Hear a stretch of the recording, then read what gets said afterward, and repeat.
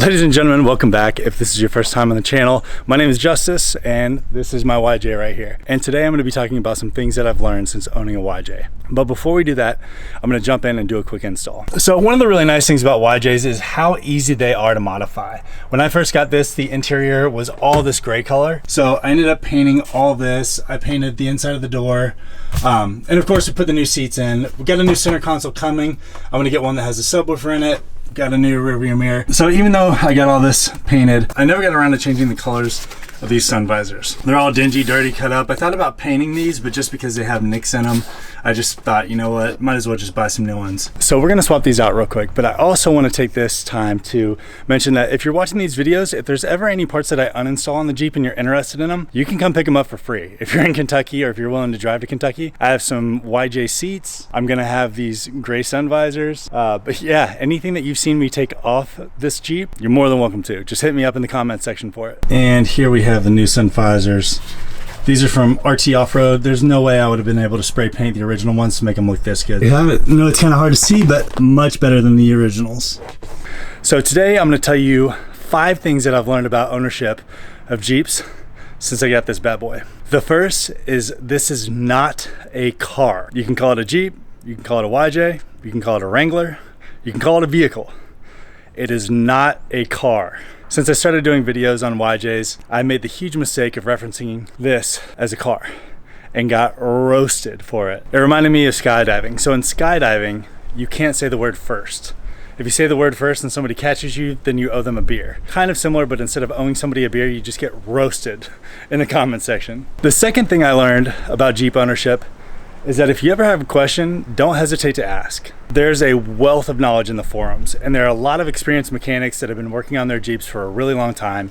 And before you take on a big project where you're just planning on using the instructions, reach out into the forums and ask questions, and you'll get really good feedback that will probably save you a lot of time and money down the road. In the next video, I'll touch on a few examples of this from my own experience. When I did the lift kit, I made some major mistakes, and had I only got into the forums and asked some questions, again, I would have saved money and I would have saved time.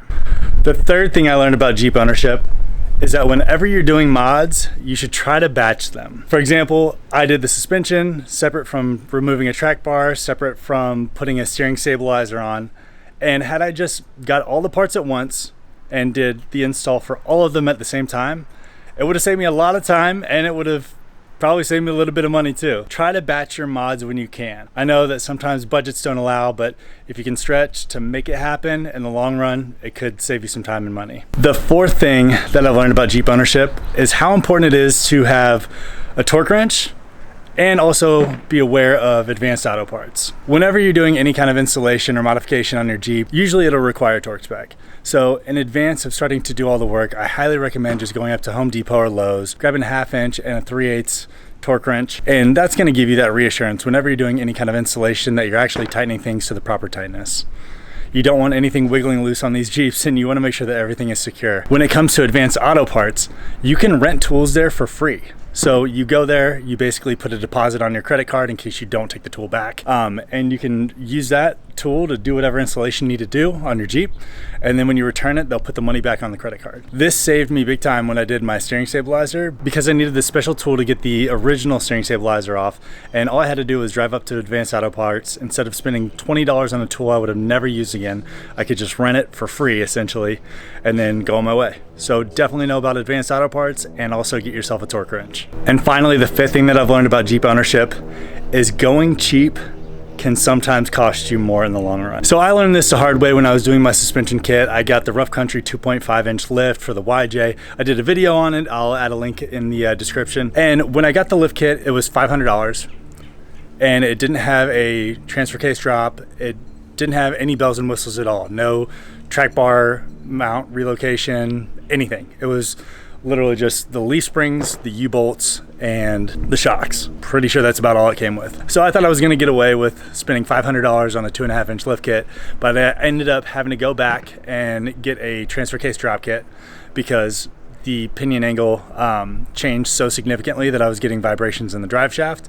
And there are a few ways that you can resolve that. The way I went about it is probably not the way that most Jeep enthusiasts go about it, but I'll share a little bit more about that in another video. But had I only spent a little bit more money and got a more comprehensive suspension kit, I wouldn't have had to go back onto the Jeep later and do all the adjustments that I did. So those are the 5 things that I've learned about Jeep ownership since I got this YJ. Again, the 5 things are: this is not a car. Don't hesitate to ask if you have questions. Batch modifications if you can. Get a good torque wrench and a relationship with your advanced auto parts store. And finally, going cheap can sometimes cost you more in the long run. If you have any questions, please leave them in the comments section below. Appreciate you watching this video. Be sure to subscribe if you haven't. It helps out the channel a ton. And give this a like if you enjoyed what you saw. Thanks for watching, and I'll see you in the next video.